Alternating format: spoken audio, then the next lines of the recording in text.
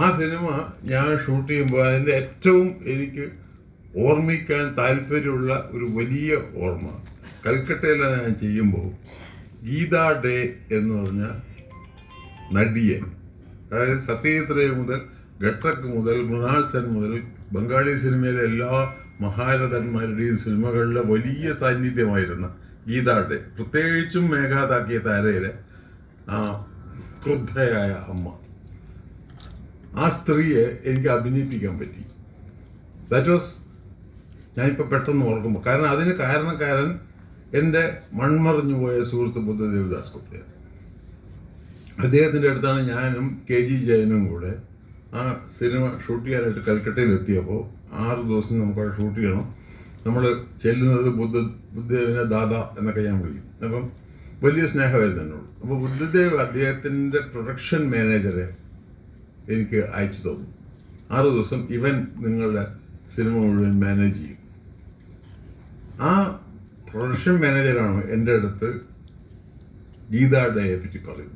കാരണം ഞാനൊരു ക്യാരക്ടർ പറഞ്ഞപ്പോൾ അയാൾ പറഞ്ഞു അതിന് പറ്റിയ ഒരാൾ ഇവിടെ ഉണ്ട് കൽക്കട്ടയിൽ, പക്ഷേ സമ്മതിക്കുമെന്ന് അറിയില്ല, ഇതിലോട്ട് ഗോ ആൻഡ് ആസ്ക് ഹർ. അങ്ങനെ ഞാനും ജയനും KG ജയൻ എൻ്റെ ക്യാമറാമാനും കണ്ണൻ എന്ന് പറഞ്ഞ എൻ്റെ പ്രൊഡക്ഷൻ മാനേജറും കൂടെ ഈ ബുദ്ധൻ അയച്ചു തന്ന പ്രൊഡക്ഷൻ മാനേജറും കൂടെ ഈ സ്ത്രീയെ കാണാൻ പോകുന്നു.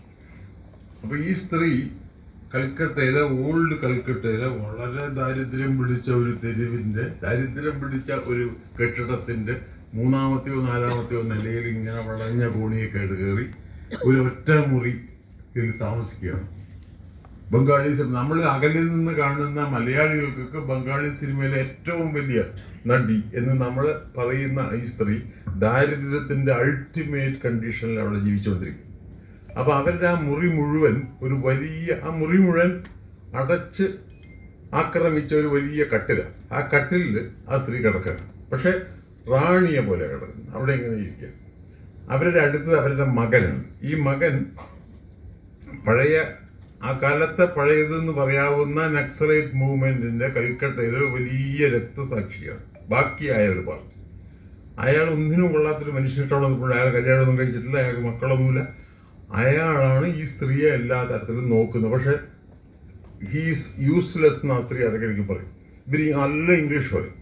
അപ്പം ഇവരെന്നെ കണ്ട ഉടനെ ചോദിച്ചത് ഹാവ് യു സീൻ ഘട്ടക്സ് ഫിലിംസ്? അപ്പം ഞാൻ പറഞ്ഞു ഞാൻ കണ്ടിട്ടുണ്ട്, എനിക്ക് വലിയത്. അങ്ങനെയാണെങ്കിൽ ഇരിക്കാൻ പറഞ്ഞു. ഞാനിരുന്നു.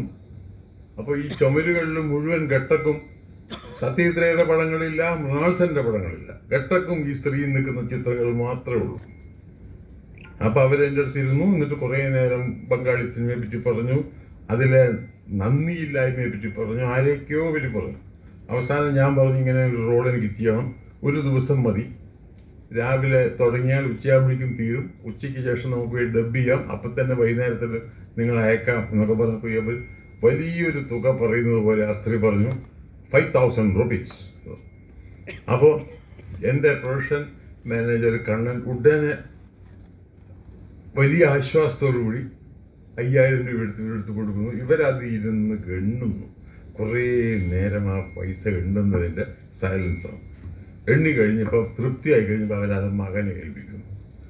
Tomorrow I will come, give me the script. അങ്ങനെ ഞാൻ സ്ക്രിപ്റ്റ് കൊടുക്കുന്നു. അപ്പോൾ അന്ന് എൻ്റെ കൂടെ വർക്ക് ചെയ്യുന്ന അശോക് വിശ്വനാഥൻ എന്ന് പറഞ്ഞ ഒരു ബംഗാളി ഫിലിം മേക്കറുണ്ട്. അയാൾക്ക് ഇന്ദിരാഗാന്ധി അവാർഡൊക്കെ കിട്ടിയിട്ടുണ്ട്. അയാൾ എൻ്റെ ഈ സിനിമയിൽ അഭിനയിക്കുന്നു, കഥാവിശേഷനിൽ ഒരു ബംഗാളിയായിട്ട് അഭിനയിക്കുന്നു. അവനെൻ്റെ സുഹൃത്ത്. അപ്പം അവനാണ് എൻ്റെ ഈ സ്ക്രിപ്റ്റ് ബംഗാളിയിലേക്ക് എന്താ പറയുക തർജ്ജമ ചെയ്ത് ഈ സ്ത്രീക്ക് കൊടുക്കുന്നു. ഈ സ്ത്രീ അതിനിടയ്ക്ക് എന്നോട് പറഞ്ഞത് വലിയ കംപ്ലൈൻറ്റ്. അന്ന് ലെഫ്റ്റ് ഗവൺമെൻറ്റാണ്, ഒരുപാട് വർഷങ്ങളായിട്ട് ലെഫ്റ്റ് ഗവൺമെൻറ് ഭരിച്ചുകൊണ്ടിരിക്കുക. ഇവർ ലെഫ്റ്റിസ്റ്റാണ്. പക്ഷെ ഇവർ പറയുന്നത് ഒരു സംഗീത നാടക അക്കാദമി അവാർഡ് പോലും എനിക്ക് തന്നിട്ടില്ല ഈ ഗവൺമെൻറ് എന്നാണ്. അങ്ങനെ പറഞ്ഞ് ഈ സ്ത്രീ പിറ്റേ ദിവസം ഷൂട്ട് ചെയ്യുമ്പോൾ എൻ്റെ ഈ സ്ക്രിപ്റ്റ് അശോക് വിശ്വനാഥൻ ട്രാൻസ്ലേറ്റ് ചെയ്ത് കൊടുത്ത സ്ക്രിപ്റ്റിനകത്ത് സർക്കാർ എന്നൊരു വാക്കുണ്ട്, സർക്കാരിനെതിരെ. അപ്പോൾ അവർ പറഞ്ഞു ഈ സർക്കാരിനെതിരെ ഞാൻ സംസാരിക്കും. ഇവർക്ക് ഒരുപാട് കംപ്ലൈൻ്റ് ഉണ്ട് ഈ സർക്കാർ, പക്ഷെ I will never talk against this സർക്കാർ. അപ്പം ഞാൻ പറഞ്ഞു മാഡം, പിന്നീട് അശോക് വിശ്വനാഥനിലൂടെ ട്രാൻസ്ലേഷനോട് പറഞ്ഞ് മനസ്സിലാക്കുന്നു, ഇതൊരു പ്രത്യേക സർക്കാരല്ല, ഇത് ഈ ഭരണകൂടം എന്ന് പറഞ്ഞൊരു ഇതിനെ പറ്റിയാണ് ഞാൻ ഈ പറയുന്നത്. അല്ലാണ്ട് ഈ കൽക്കട്ടയിൽ അല്ലെങ്കിൽ ബംഗാളിൽ ഭരിക്കുന്ന ലെഫ്റ്റ് ഗവൺമെന്റിനെ പറ്റിയല്ല എന്ന് പറഞ്ഞു കഴിഞ്ഞപ്പോൾ അവർ തൃപ്തിയായി. ഓക്കെ, ചെയ്യാമെന്ന് പറയുമ്പം ഈ സ്ക്രിപ്റ്റുമായിട്ട് അശോക് വിശ്വനാഥൻ അടുത്ത് നിൽക്കുന്നു. അശോക് വിശ്വനാഥൻ പറഞ്ഞു, ഞാൻ നിങ്ങൾക്കിത് പറഞ്ഞു തരാം. അപ്പൊ അവര് പറയുകയാണ്, to give the day, prompting to give the day. എന്നാ സത്യചിത്ര ചെയ്തിട്ടില്ല, മൃണാൾസം ചെയ്തിട്ടില്ല, കെട്ടൊക്കെ ചെയ്തിട്ടില്ല. അപ്പൊ നമ്മള് തൊഴുത് മാറി നിന്നു. ഒരുപാട് നേരം സംസാരിക്കണം. പക്ഷെ 3-4 ഷോർട്ടായിട്ട് നമ്മൾ എടുക്കുന്നത്. ഈ സ്ത്രീ അത് ചെയ്യുന്നു. അവരെയും കൊണ്ടുപോയി നമ്മൾ ഉടനെ ഒരു തിയേറ്ററിൽ പോയി ഡബ് ചെയ്യുന്നു. പിന്നീട് ഞാൻ തിരുവനന്തപുരത്ത് എത്തിയപ്പോൾ ഇടയ്ക്കിടയ്ക്ക് ഈ സ്ത്രീയുടെ ഫോൺ വരും. Mister Chandran, what is your next film, what is my role? അപ്പം ഞാൻ പോയി, എൻ്റെ റോളൊന്നുമില്ല മേഡം. അങ്ങനെ അവർ പോയി.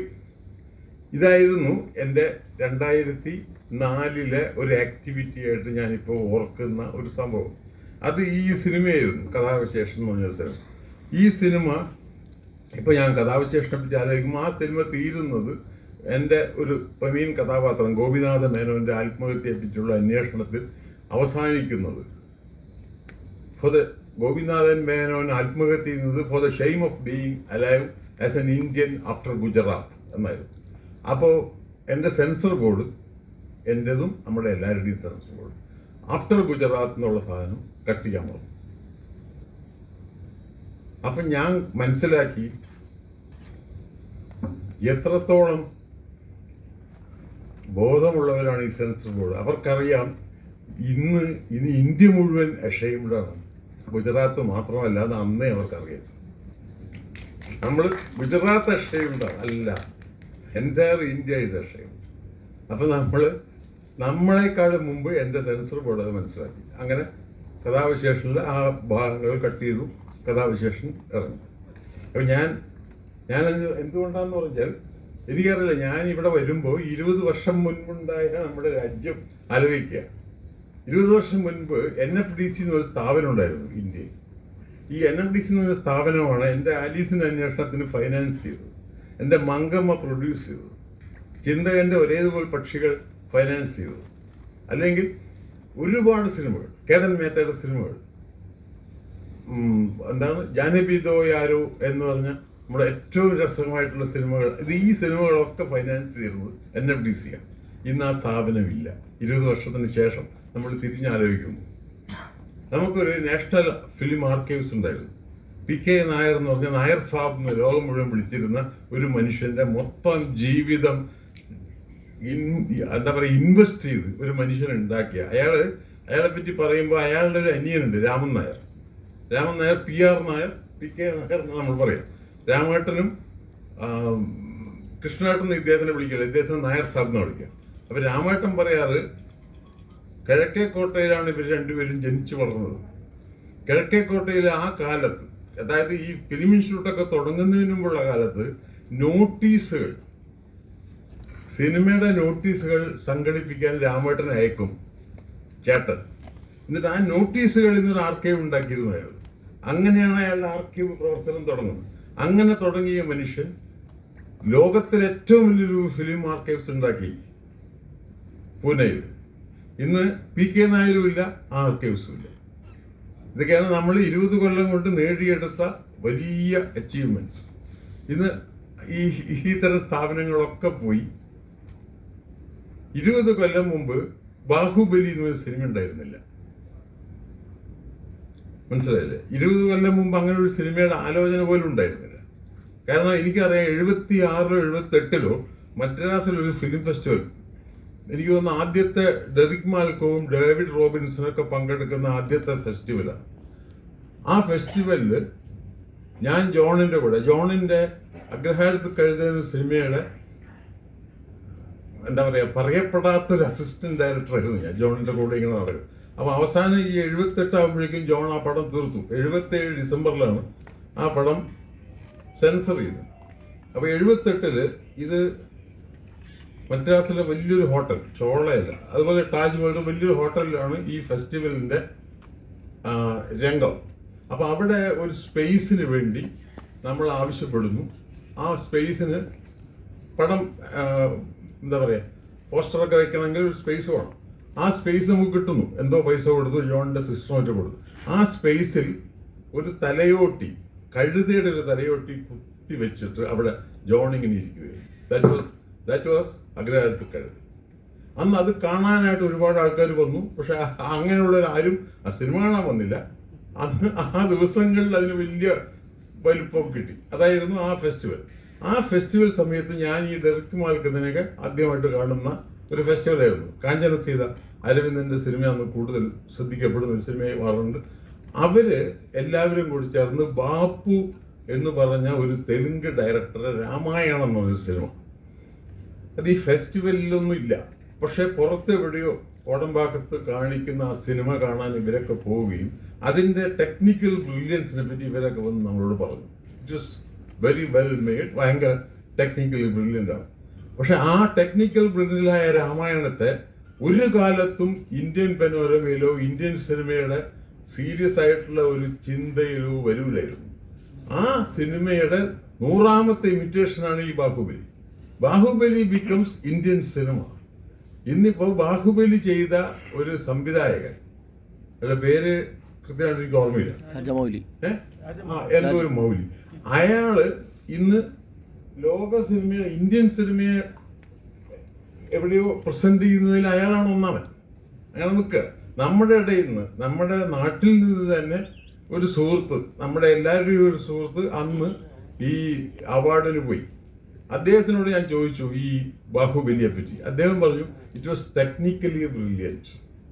അപ്പൊ ടെക്നിക്കലി ബ്രില്യൻ്റ് ആവൽ മാത്രമല്ല, ടെക്നിക്കലി ബ്രില്യൻ്റ് ആയ സിനിമകളുടെ ഒരു സെക്ഷൻ അല്ല പ്രേമേന്ദ്രൻ കാണിക്കുന്നത്, ആണോ?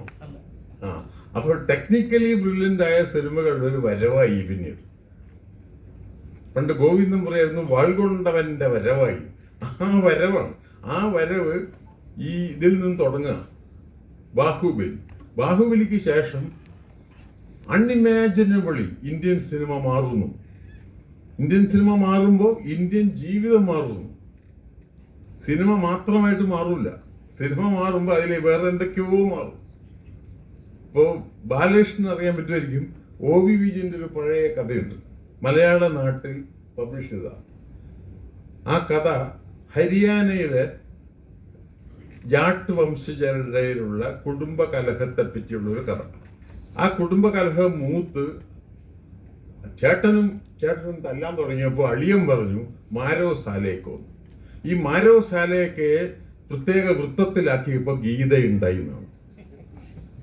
മാരോ സാലേക്ക് എന്നുള്ള വാക്കാണ് ഗീതോപദേശം. അപ്പൊ അതിനെ ചന്തു എന്തോ ഒരു പ്രത്യേക വൃത്തത്തിലാക്കി കഴിഞ്ഞപ്പോൾ ഉണ്ടായി എന്നാണ് വിജയൻ എഴുതിയത്. ഇന്നാണ് വിജയൻ എഴുതിയെന്ന് വിജയനെ തേടിപ്പിടിച്ച് അയാളുടെ കല്ലറയിൽ നിന്ന് പിടിച്ചെടുത്തോണ്ട് വന്നേനെ. ആ കാലത്ത് അതൊന്നും ഉണ്ടായിരുന്നില്ല മലയാള നാട്ടിൽ. പക്ഷേ ഇത് വീണ്ടും റിപ്പീറ്റ് ചെയ്തൊരു മനുഷ്യനുണ്ടായി, അനുരാഗ് എന്തോ ഒരു കക്ഷി, ആശയമല്ല, ഫിലിം മേക്കർ അല്ല, വേറൊരു കക്ഷി,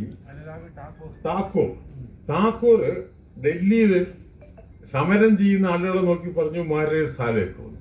അപ്പൊ അയാൾ വിജയന്റെ കഥ വായിച്ചിട്ടുണ്ട്. അയാൾ ഗീതയുടെ സാരാംശം മനസ്സിലാക്കിയിട്ടുണ്ട്. സാരാംശം മനസ്സിലാക്കിയപ്പോൾ വെറും സഹമന്ത്രിയായിരുന്ന അയാളെ നമ്മുടെ പ്രധാനമന്ത്രി പിടിച്ച് സാംസ്കാരിക മന്ത്രിയായി.